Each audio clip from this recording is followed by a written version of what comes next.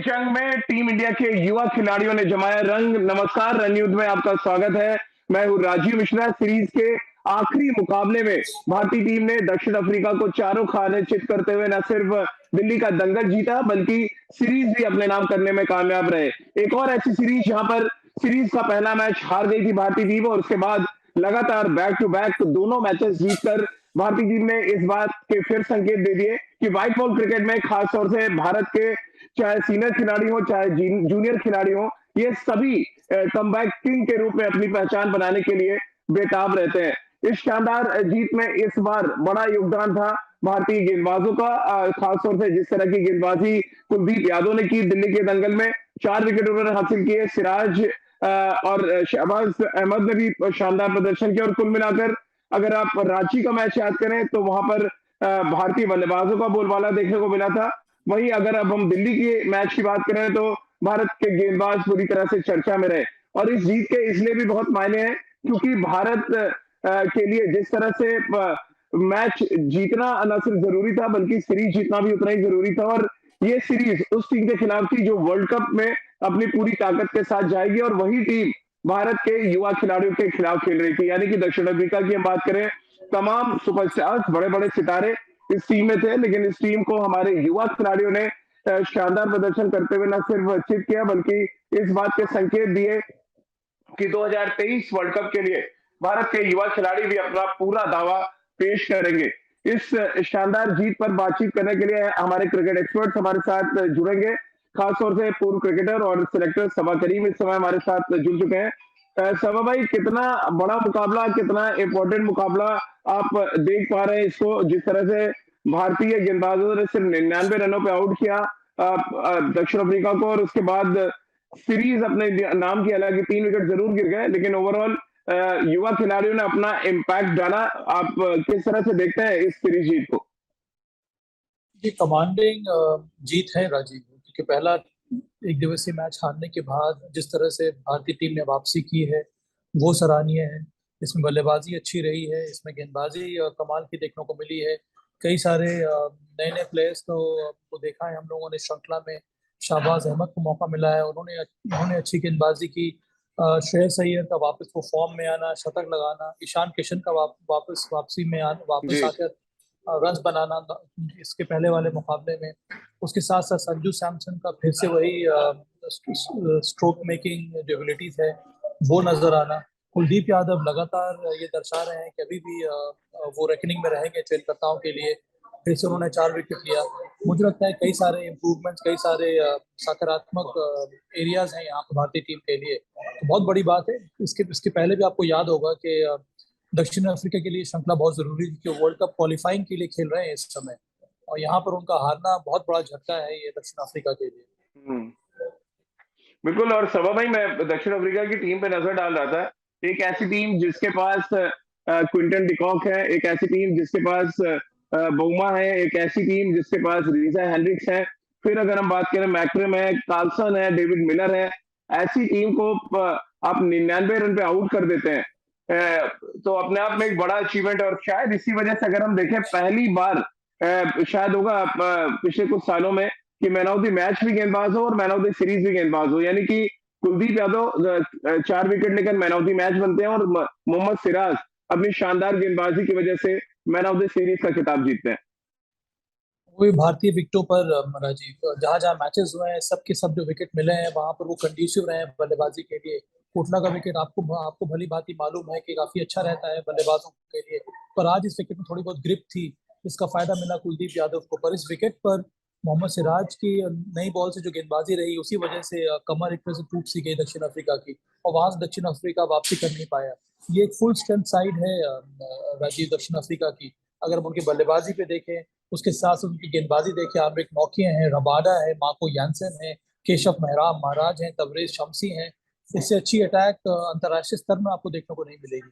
और इस अटैक या फिर इस बल्लेबाजी स्ट्रेंथ के सामने एक भारत की युवा टीम ने इतना शानदार प्रदर्शन किया, ये दर्शा रहा है कि हमारी जो बेंच स्ट्रेंथ है वो दिन ब दिन मजबूत होती जा रही है। मुझे तो ये लगता है कि अब ये जो यंगस्टर्स खेल रहे हैं उनको लग रहा होगा कि उनको कब मौका मिलेगा, फुल स्ट्रेंथ जब टीम बनेगी तब।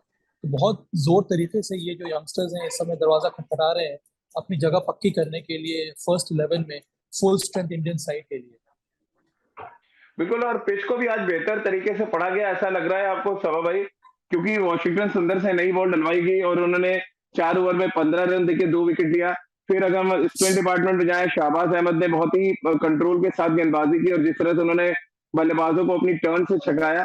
3 स्पिनर और तीनों ही बहुत डोमिनेटिंग थे और स्पिनर्स का सही इस्तेमाल भी किया शिखर धवन ने। अपने मैदान को शायद ज्यादा बेहतर तरीके से समझते थे, शायद इस वजह से दक्षिण अफ्रीका पूरी तरह से बैकफुट पर रहा, आपको लग रहा है? हाँ राजीव, और मुझे ताज्जुब हुआ इस तरह का विकेट देख कर, क्योंकि कोटला में ये देखिए सीजन की शुरुआत है, अभी ज्यादा समय मिला नहीं है जो क्यूरेटर है कोटला के अंकित को विकेट बनाने में, क्योंकि बारिश बहुत ज्यादा हो रही है, तो चूंकि समय कम रहा है इसी वजह से मुझे लगा थोड़ा बहुत ही कोटला का विकेट अंडर प्रिपेयर्ड है, और इस विकेट को ठीक प्रकार से परख लिया शिखर धवन ने और उस हिसाब से टीम को खिलाया। 3 स्पिनर्स साथ में मैदान में उतरना ये बहुत कम बार देखने को मिलता है भारतीय विकेटों पे। जनरली हम लोग 3 सीमर और 2 स्पिनर के साथ मैदान में उतरते हैं। तो वॉशी के आने की वजह से आपकी बल्लेबाजी क्रम जो है थोड़ी और मजबूत हो जाती है, इसी वजह से आप वॉशिंगटन सुंदर के साथ मैदान में उतरे। और उसके ऊपर से मुझे लग रहा है कि ये जो मैचअप होता है डिकॉक वर्सेस वॉशिंगटन सुंदर, उसको ठीक तरह से समझा है शिखर धवन ने, और इसी वजह से यहाँ पर उनको अटैक में लगाया और उसका फायदा मिला। तो हाँ, शानदार कप्तानी रही शिखर धवन की। उनको थोड़ा बहुत मलाल जरूर रहेगा कि उन्होंने उतने सारे रन बनाए नहीं इस श्रृंखला में, पर कप्तानी तो काफी अच्छी की है शिखर धवन। जो एक और हाईलाइट थी सवा भाई सीरीज की, वो थे श्रेयस अय्यर। पहले मैच में शतक, दूसरे में शतक, तीसरे में नॉट आउट। एक स्ट्रॉन्ग कंटेंडर के तौर पर अपने आपको फिर रखा है श्रेयस अय्यर ने सवा भाई। और आपको लग रहा है मैन ऑफ द सीरीज के भी बहुत स्ट्रॉन्ग कंटेंडर थे? जरूर हुए होंगे, पर व्हाइट बॉल क्रिकेट में जहां पर बल्लेबाजों का बोलबाला रहता है, विशेष करके पहले 2 एक दिवसीय मैचेस में, अगर वहां पर गेंदबाजी अच्छी हुई तो आजकल ये ट्रेंड सा देखने को मिला है कि व्हाइट बॉल क्रिकेट में मैन ऑफ द सीरीज या मैन ऑफ द मैच जो है वो ज्यादातर बॉलर्स को दिया जाता है। इसी वजह से मोहम्मद सिराज को यहाँ पर मैन ऑफ द सीरीज दिया गया। पर हाँ, श्रेयस अय्यर ने फिर से ये इस प्रकार के रन बनाकर अपने आप को कंटेंशन में रखा है। देखिए, वो टेस्ट मैच में तो खेल ही रहे हैं, अब उनका प्रयास है कि व्हाइट बॉल क्रिकेट में भी उनको मौका मिले, फुल स्ट्रेंथ टीम भारतीय टीम चुनी जाए तब। पर ये आसान नहीं होता है राजीव। इसका मतलब यही है कि ये जो टीम खेल रही है इन सभी क्रिकेटर्स को, प्लेयर्स को हमेशा रन बनाते रहना होगा, क्योंकि इतने सारे प्लेयर्स आ रहे हैं, कंपटीशन बहुत ज्यादा स्टिफ हो रहा है। तो चयनकर्ताओं के दिमाग में बने रहने के लिए जरूरी है कि आप लगातार रन बनाते रहें, जो कि श्रेयस अय्यर ने किया। आप ईशान किशन को देख लीजिए, वो 2-3 मैचेस में जब उनको मौका मिला भारत के लिए, वो नहीं रन बना पाए, वो पैकिंग ऑर्डर में नीचे हो गए, तो फिर से वहां पर वो वापसी कर रहे हैं। इसी वजह से कंपटीशन जो है इस समय टीम में आने के लिए बहुत ज्यादा स्टिफ हो गया है, और आसान नहीं है इस प्रकार के खिलाड़ियों के लिए जिनको रेगुलरली मौका मिलता नहीं है खेलने का। चलिए, रितेंद्र सिंह सोडी भी हमारे साथ इस चर्चा में अब शामिल हो रहे हैं। रितेंद्र, यंगिस्तान ने दिखाई पूरी जान और इसीलिए शान से जीता हिंदुस्तान। मानते हैं इस बात को? पहला मैच हारने के बाद बैक टू बैक 2 मैचेस जीतना, और दक्षिण अफ्रीका की स्ट्रॉन्ग टीम जो नंबर 1 टीम है उनके देश के लिए, यानी सभी सुपरस्टार्स खेले थे दक्षिण अफ्रीका के लिए, इस वजह से भी जीत बहुत बड़ी है युवा खिलाड़ी के लिए। जी हाँ राजीव, देखिए श्रेय तो देना होगा कि जिस तरह भारतीय यंगिस्तान खेला है, you have to give it to them, क्योंकि ये ओपोनेंट इतनी देखिए, बात करें हम स्ट्रेंथ की, वीकनेस की, this is one of the best sides in the world when we talk about South Africa. इनके अगर टैलेंट की बात करें, इनकी मेहनत की बात करें, हमेशा बकमाल रहती है। लेकिन जिस तरह भारतीय टीम खेली है, जिस तरह युवा प्रतिभा ने अपना जौहर दिखाया है, ईशान किशन की बात करें, श्रेयस अय्यर की बात करें, I think they have been blazing all cylinders. और अभी साबा ने बिल्कुल सही कहा राजीव, देखिए अब समय आ गया है, कंपटीशन टफ है, और जब कंपटीशन टफ होता है you got to keep performing day in day out. अब श्रेयस अय्यर को अपनी फॉर्म को बरकरार रखना होगा, ईशान किशन को पहले बहुत मौके मिले हैं, लेकिन अब जिस तरह उन्हें बल्लेबाजी की है पिछले मैच में, वो उनका देखिए, उनका टैलेंट को बयान करता है। अपने टैलेंट को जस्टिफाई नहीं कर पा रहे थे, लेकिन पिछले नॉक ने दिखाया है कि he has it in him. तो जी हाँ, बहुत बढ़िया शुरुआत है और यंगिस्तान अपना जौहर दिखा रहा है। बिल्कुल, और इसी वजह से मैंने सभा भाई से भी ये सवाल किया कि इंडियन पिचेस पे अगर भारतीय तेज गेंदबाज मैन ऑफ द सीरीज हो रहा है तो उसकी क्वालिटी को दर्शाता है। आपको लग रहा है काउंटी खेलकर जो सिराज लौटे उससे उनका कॉन्फिडेंस वापस आया? हालांकि पिछले कुछ T20 मैचेस में मार जरूर पड़ी, बट ये मेंटल आपकी स्ट्रेंथ को दर्शाता है कि मार पड़ने के बाद आप वापस आए और मैन ऑफ द सीरीज का खिताब ले जाए। ठीक उसी तरह कुलदीप यादव की मानसिक मजबूती के बारे में भी हम बात कर सकते हैं। लगातार वो स्टैंड बाई से रहे, प्लेइंग 11 में नहीं आ पा रहे थे सीनियर टीम में, यहाँ आए और आखिरी मैच में मैन ऑफ द मैच बने। जी हाँ, बिल्कुल राजीव। देखिए, मोहम्मद सिराज बहुत जबरदस्त खिलाड़ी हैं, बहुत दम से खेलते हैं, लेकिन फिर अगर हम उनकी फॉर्म की बात करते हैं, हाल में ऊपर नीचे रही है। लेकिन जैसे आप बात कर रहे हैं काउंटी क्रिकेट हमेशा आपको हेल्प करती है, बहुत बड़ा कंपटीशन होता है।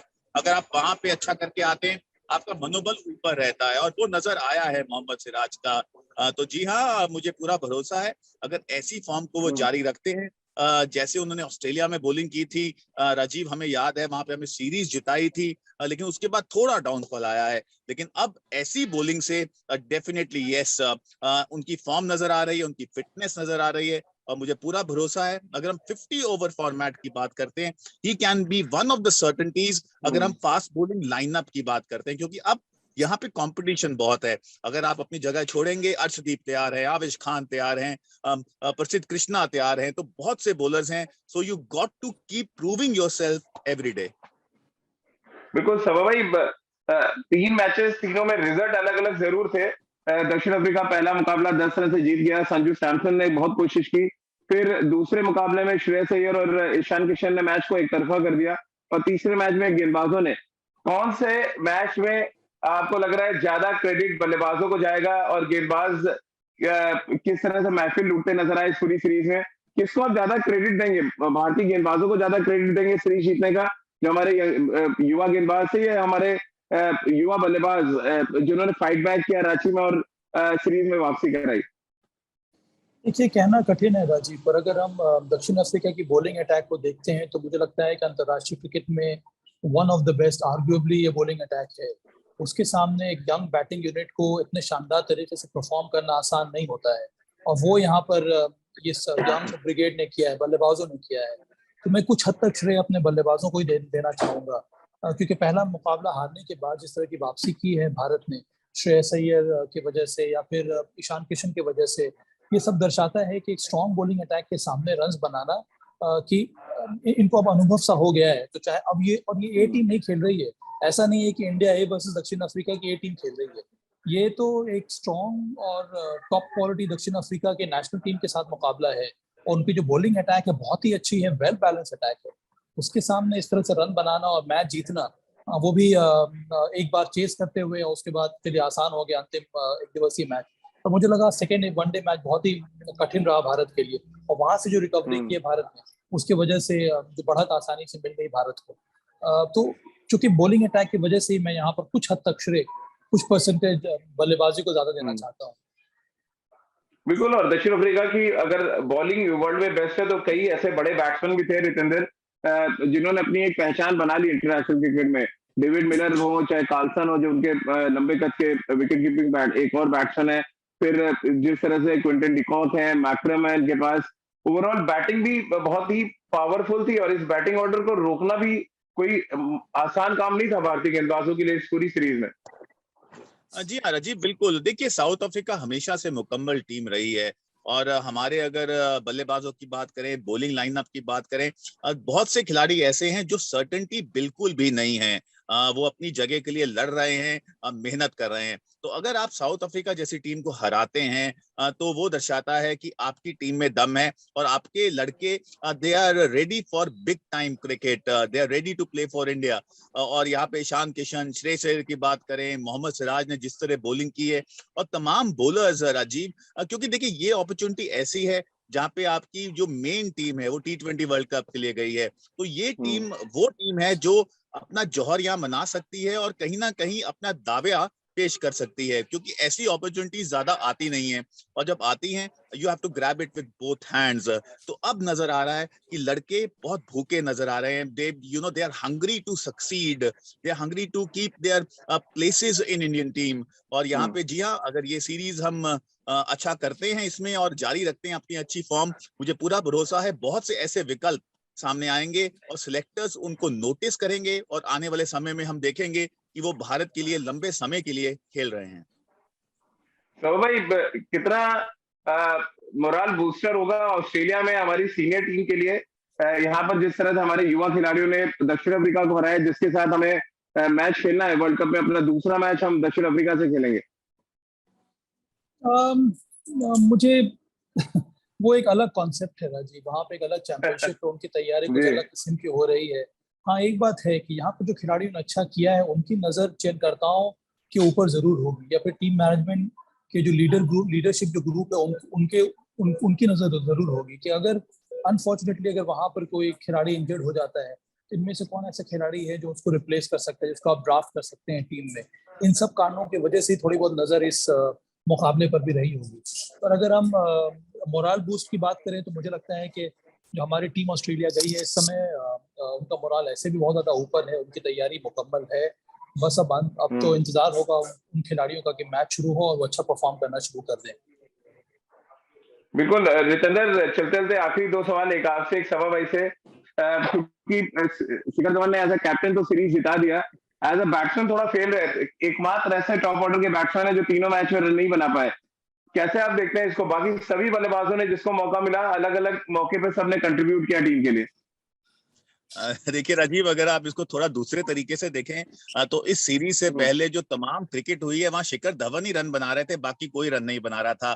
तो वन ऑफ द सीरीज जहां पे शिखर धवन थोड़े ऑफ कलर लगे हैं, लेकिन मुझे उनकी कोई चिंता नहीं है, ना साबा को उनकी चिंता होगी, क्योंकि वो बड़े खिलाड़ी हैं and he is a big match player. वो कभी भी बड़े मैच में फॉर्म पकड़ सकते हैं और मुझे पूरा भरोसा है कि शिखर धवन, अगर 50 ओवर हम वर्ल्ड कप की बात करते हैं, he has to be a pivotal factor, because you need experience. आपके पास तमाम युवा खिलाड़ी हैं, लेकिन शिखर धवन आपको इम्पेटस देते हैं, आपको कहीं ना कहीं एक कॉन्फिडेंस देते हैं, जहां पे धवन जब बल्लेबाजी करें आपको पता है कि वो मैच को निकाल के लेके जा सकते हैं, जो उन्होंने साल बर साल किया है, अपनी फिटनेस को कायम रखा है।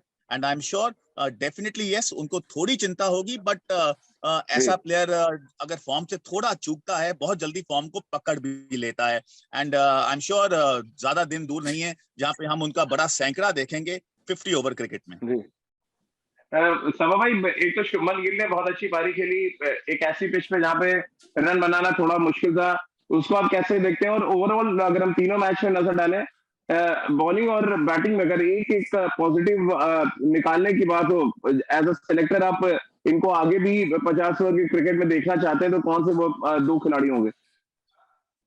देखिए, शुभमन गिल तो ऐसे भी तैयार किए जा रहे हैं तीनों फॉर्मेट में जगह बनाने के लिए, इसमें कोई शुबह नहीं है। उन्होंने उसी सोच को, उसी भरोसा को और आगे बढ़ाया है। श्रेयस अय्यर एक और ऐसे खिलाड़ी हैं जिन्होंने बहुत ज्यादा प्रभावित किया है, और वो नंबर 3 पर या नंबर 4 पर आ रहे थे खेलने के लिए। ये चयन करता हूँ, मुझे लगता है उनकी सोच यही होगी कि श्रेयस अय्यर को हम लोग देखते हैं कि इस तरह की रिस्पॉन्सिबिलिटी वो अपना सकते हैं कि नहीं, वहां पर खरे उतरे हैं श्रेयस अय्यर। संजू सैमसन ने फिर से दर्शा दिया है कि विकेटकीपर बल्लेबाज के रूप में अगर उनको आप नहीं देखना चाह रहे हैं तो एक बल्लेबाज के रूप में भी आने वाले समय में वो टीम के अंदर आ सकते हैं।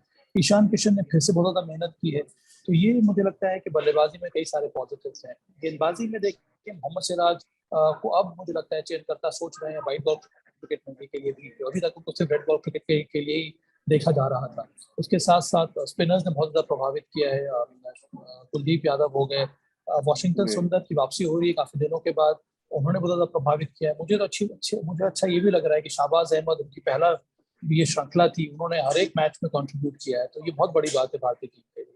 जी। चलिए रितेंद्र, एक आखिरी सवाल आपसे भी कर लेते हैं, क्योंकि भारत ने ये सीरीज अब जीत ली है। जैसे कि सवा भाई ने अलग अलग प्लेयर्स के बारे में बात की, क्या आपके लिए वो दो खिलाड़ी कौन से हैं जो आपको लग रहा है अगले जो 50 ओवर की क्रिकेट है उसके लिए अपना दावा पेश करेंगे? राजीव, मुझे यहाँ मोहम्मद सिराज से बहुत उम्मीदें हैं, क्योंकि इनके पास गति है और और मिश्रण बहुत बढ़िया है। सिराज को लेके सिलेक्टर्स थोड़े से परेशान हो गए रितेंद्र, क्योंकि इंग्लैंड से बुलाया गया उनको वर्ल्ड कप स्क्वाड ज्वाइन कराने के लिए, फिर उनको स्टैंड बाय कर दिया गया और मोहम्मद शमी को भेज दिया गया। अब वही Siraj man of the series बन गया दक्षिण अफ्रीका के खिलाफ।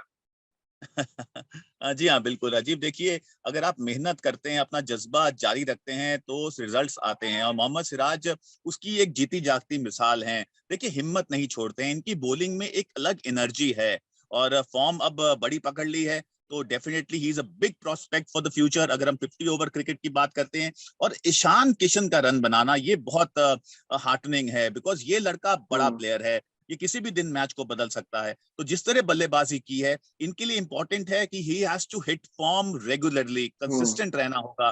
Consistency has to be his forte, क्योंकि इस लड़के में मैच को तब्दील करने की ताकत है। अगर परिस्थितियां विपरीत हों, भारतीय टीम नीचे लगी हो, ये किसी भी दिन मैच को आगे बदल सकता है। आस्किंग रेट 20 का भी हो, इसमें दम है अपने दिन मैच को बदलने का। तो जी हाँ, his form has been brilliant और मुझे पूरा भरोसा है ईशान किशन और Mohammed Siraj can serve Indian cricket in 50 over format for long long time to come.